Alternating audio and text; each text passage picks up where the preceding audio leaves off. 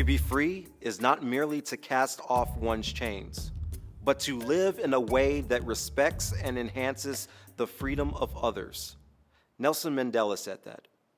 For the past 400 years in America, freedom has been a hard-fought struggle for all, but especially for the African American community. From their importation in ships, bodies stacked on top of each other, thousands of Africans not even making it to the New World because of poor conditions inside the ships. The ones who did make it suffered inhumane living and working conditions. There were times where hope seemed lost, but over the generations, African Americans rose time and time again to fight for freedom. It was freedom that kept them going and yearning for much more. It helped put the African American community forward and push America forward. Hello, I am Merlin Bell. Today you will hear and see 5 young African American scholars as they discuss the topics of emancipation and Juneteenth. These 2 days are 2 of the most significant days in American history due to the context of the matter. The end of slavery and freedom for all. These young ladies will present 5 unique pieces that they themselves curated and will present to you today about the significance and aftermath of emancipation and Juneteenth. As you hear the different pieces from 5 scholars who are from different parts of Marion County, think of the message that they are conveying. Listen, learn, and teach others the importance of this history. I now present to you Emancipation and Juneteenth, the rise of Black liberation.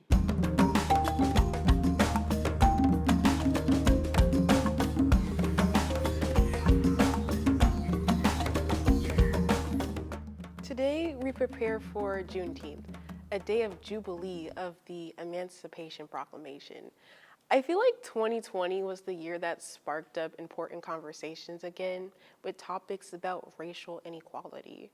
In the midst of all the chaos that came with the year of 2020, we somehow still managed to highlight a movement that fought against systematic racism and oppression while still creating platforms that would educate people in the masses. And even though the BLM movement isn't anything new, we can see that it was definitely on fire during those past months. It's also important to recognize the efforts put into the movements that helped us get us where we are today. But what does all that have to do with Juneteenth? In short, it helps us remember our dignity and resilience for preserving a history that would have been erased if it weren't for the work of the brave African Americans who wrote it down. Much of our history has been covered up and forgotten, but to the ones that managed to survive is where our hope and strength resides. Well, who was able to write anything down? We can turn our attention to Phyllis Wheatley, an influential African-American poet whose work was widely known. In her poem titled On Imagination, Wheatley focuses on how imagination frees the mind. This is an important concept to understand because slavery was brutal, unforgiving, and a difficult reality to accept. Here, Phyllis is expressing that freedom of the mind can really build up a person and keep them mentally strong. Her words created hope and gave enslaved African Americans something to hold on to.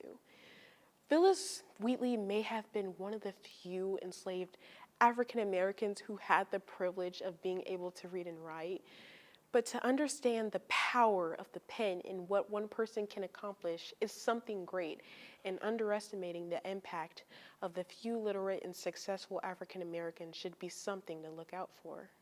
Shifting gears to a lesser-known historical figure, we can look into a letter written by King Afonso of the Congo, pleading for the King of Portugal to stop taking the people from his kingdom. Part of it reads, "Sir, your highness should know how our kingdom is being lost in so many ways. We cannot reckon how great the damage is, since the mentioned merchants are taking every day our natives, sons of the land, and the sons of our noblemen and vassals and our relatives." In summary, what he is essentially saying is that the transatlantic economy was tearing his kingdom apart, and they can no longer afford to engage in the practice. Slavery in Africa was not a foreign concept. It actually existed well before the other worldly powers' interference, but it's the realization that King Afonso made in the letter that is what's heartbreaking. King Afonso was able to connect the dots and see that Portugal's intentions were never to partner with and financially support the Congo, but rather use the country as a means to build an economy that strictly profited off the labor of enslaved Africans and turn the Congo into its slave supplier. What's important to note here between both excerpts of writing is that these passages we are able to glimpse inside colonial America and read firsthand experiences of their interactions with the European systems forced upon them.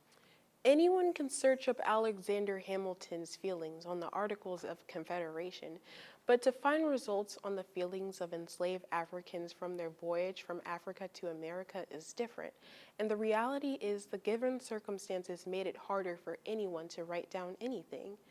Fortunately, there are documents, literature, poems, songs, hymns, and just about anything really that we can analyze and learn from. Earlier, I stated that Juneteenth is a day of jubilee of the Emancipation Proclamation, and one may wonder what poems and letters has to do with anything I just said. And the fact of it all is that we can use Juneteenth to remember how we got here, how we felt during slavery, how we felt during the post-Reconstruction era of the South, how we felt during any event in time. And it's because one of us wrote it down to keep it from getting lost in time that we can enjoy our feelings together as well. I think that people forget that people in the past experienced the same emotions we do today, and I choose not to forget their feelings. After all, what was accomplished was felt by everyone in history, including ourselves.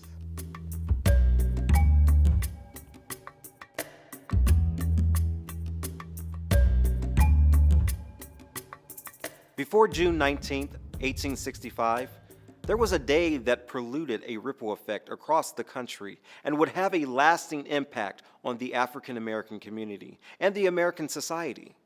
Emancipation Day, April 16, 1862, was for the District of Columbia, the abolishment of slavery. Over 3,000 enslaved persons were freed 8 months before the Emancipation Proclamation liberated slaves in the South.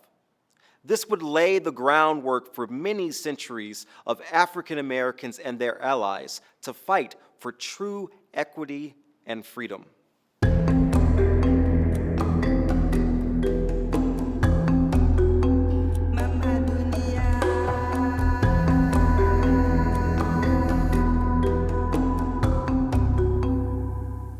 There is so much built-up turmoil amongst the African American community, it's hard for me to even think of a place to start. Although my ancestors and close relatives before me fought hard to end discrimination, racism and prejudice still seeps through the foundation of this so-called land of the free and equal. As we digress in the world around us, we see time and time again how America has failed us and continues to fail us in the upcoming day. Slavery being by far the worst suffering African Americans had to endure still affects us to this day. The entire mentality of discipline in the African American community digresses from slaves whipping their children so that the slave master would not. And this is only one example of how deep-rooted slavery is into the African American lifestyle today.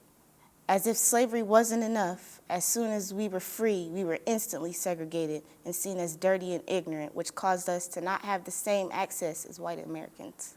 From schooling to living environment, there was a clear line to set us apart, stunting our chance at equal opportunity and pushing us into early onset poverty. Once the civil rights movement came into play, after years of protesting, it took the death of our beloved Martin Luther King Jr. and over $12 million of property damage to pass the civil rights movement. The history of all the turmoil is often covered up to lessen the image of the white majority. And it took us years to uncover the truth behind all of our traumatizing events in history. Just as things began to look up in the African American community, a new wave of discrimination began to hit our community in the form of police brutality. Trayvon Martin case caused an uproar around the world for the African American community, showing us how we are free yet still discriminated against. The guilt that has built up in the white community has allowed them to kill and discriminate against us, which is leading to more and more protests from George Floyd to Breonna Taylor to Deontay Wright and Rayshard Brooks, and hundreds of more African Americans who have lost their lives due to discrimination. As if this isn't defamation to us already, there have been several instances where white Americans have profited off of our culture, plagiarizing the blueprint that we were at a time made fun of. From hairstyles and clothing all the way down to the way we carry ourselves and talk, it seems they cannot help but be infatuated with us while hating us all at the same time. Despite the struggle we have faced since being brought to America, we as a community have broken boundaries for years and will continue to make our impact on this earth, from becoming lawyers, doctors, surgeons, contractors, nurses, civil rights advocates, real estate owners, business owners, school teachers, and even heroes to many. We fight every day to show how great we truly are. We have made these so-called impossible things a reality and will continue to prove time and time again that we can do anything we push for, despite the norms of society, despite how everyone sets us out to be. We as a community are the foundation of America. Even though we are not credited for it, without us, America simply would not be. Though they try to silence our voices, we still speak loud and proud, showing the world what we are truly made of.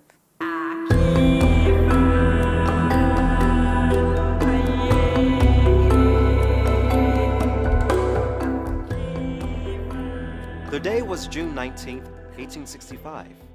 Union soldiers arrived in Galveston, Texas, led by Major General Gordon Granger.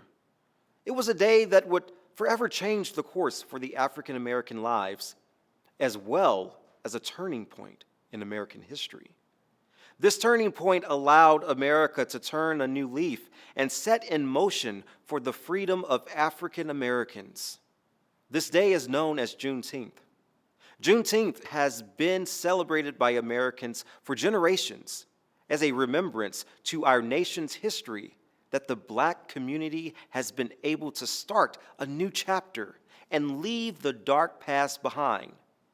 Though there is still work that needs to be done, every year, Juneteenth becomes a greater reality of why it was and still is celebrated, which is for liberty and justice for all.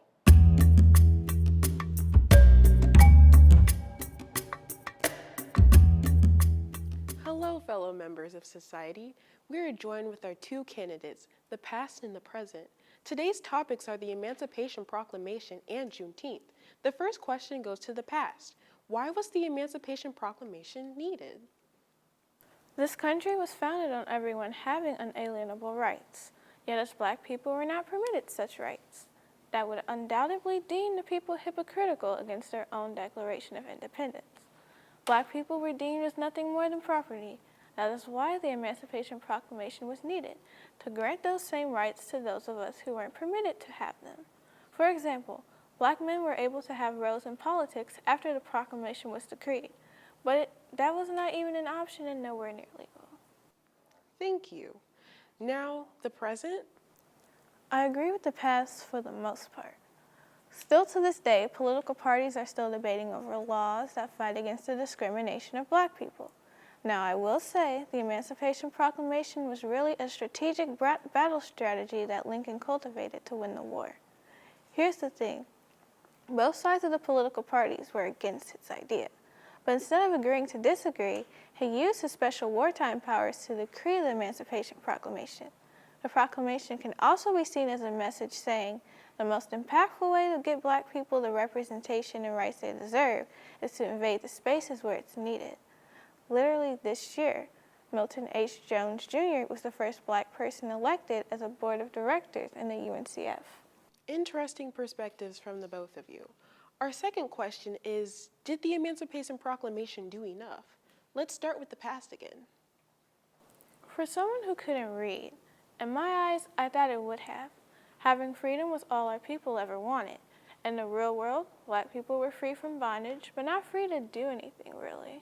Luckily, the Emancipation Proclamation sparked more laws to be put into place, like the 13th, 14th, and 15th Amendments, that were allegedly supposed to secure our unalienable rights. Then we were met with the constant resistance, Black codes, the Jim Crow laws, Black features being deemed as unprofessional in the corporate world, etc. It was enough for those who put it into place, but it was not enough for all of those who were enslaved. For everything it would have done to be enough, it was not allowed to be just that enough. Interesting. What is your present take, President? Was it enough? Past said, in terms of winning the war, the Emancipation Proclamation was enough. I have to disagree. With the proclamation, the war shifted from strictly reunifying the Union to abolishing slavery, and even that wasn't really accomplished. After winning the war, the people in office sent Northern soldiers to install the new decrees, but it didn't take long for their efforts to die out. Today we are fighting against over-policing, political agendas, amongst other forms of discrimination. But the proclamation was enough to start a long road of activism fighting for our rights. It was also enough to start a very slow but sure road to inclusion of Black people as people. Thank you. Our last two questions will be regarding Juneteenth. The first question is, why Juneteenth? President, let's start with you. I asked the same question. Why celebrate Juneteenth when all the slaves were not in fact free? Only the slaves in states that participated in the secession. Slavery was abolished with the 13th Amendment on December 6, 1865. So why not then? May I interject? Go ahead. Well, first, here's a quote by historian Brenna Greer. African Americans understand that we can never take our freedom for granted because it has never fully, easily, or consistently been granted. Racial justice requires that others, particularly white Americans, understand this as well. Black people may not have all been free, but freedom for others meant there could be freedom for you as well. Juneteenth was a time to reassure each other, to pray, and to gather remaining family members. That's nice and all, but Juneteenth was the day they were told they were free. They weren't actually free. Think about it this way. We fought for it. Only African Americans would be the ones celebrating our freedom, and our freedom started with Juneteenth. 2.5 years later, in all, we would still have a long way to go, but any accomplishment towards the advancement of Black people are something to celebrate. Besides, it's a great opportunity to educate others and ourselves about our history. How many people even know about the holiday, let alone that it took 2.5 years for all the slaves in the seceded states to actually be declared free? Our last question of the day is, should Juneteenth be a Black holiday or should it be a holiday/remembrance for everyone in America? Although there were many things taken away from Black people, all are invited to celebrate Juneteenth with us. It is a great time to teach others and ourselves about the struggles Black people went through and the times they prospered. It should most definitely be a national holiday, despite whether you celebrate it with us or not. Thank you all for tuning in.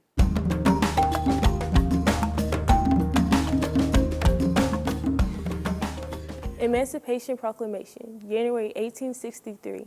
After years of slavery, our people were finally free, supposed to have jobs that paid and no more masters to obey. Things were looking up, or so they would say. Looking for equality, fighting stereotypes so we could turn the page. Maybe we'll be treated better instead of killed for things we cannot change. Hope for the future, but over a century later, the world can still see George Floyd gets slaughtered in the street on May 25th, 2020. Protesting for our basic human rights, the people took the fight to the streets. We want justice, truth, and equality, but some will just settle for peace. Tired of the system that wants to forever keep us enslaved, still searching for answers and blessings from our grandmothers who prayed. Slaves to the system in many different ways, still searching for answers every single day. Knocking us in every way, but we still have hope that it won't go back to us swinging from ropes. Looking at our accomplishments and how far we have come as a people, but unsure what's going to happen when we look at cops through a peephole. Getting judged unfairly because we are a minority, when really we are thinking, I wish there were more of me. So think of this during the Juneteenth cookouts while sitting with the fam. Have pride in our progress, but know we have just begun. Think about Emmett, Trayvon, and Breonna, who were killed and maimed. Do your very best to remember them as we celebrate Emancipation Reclaimed.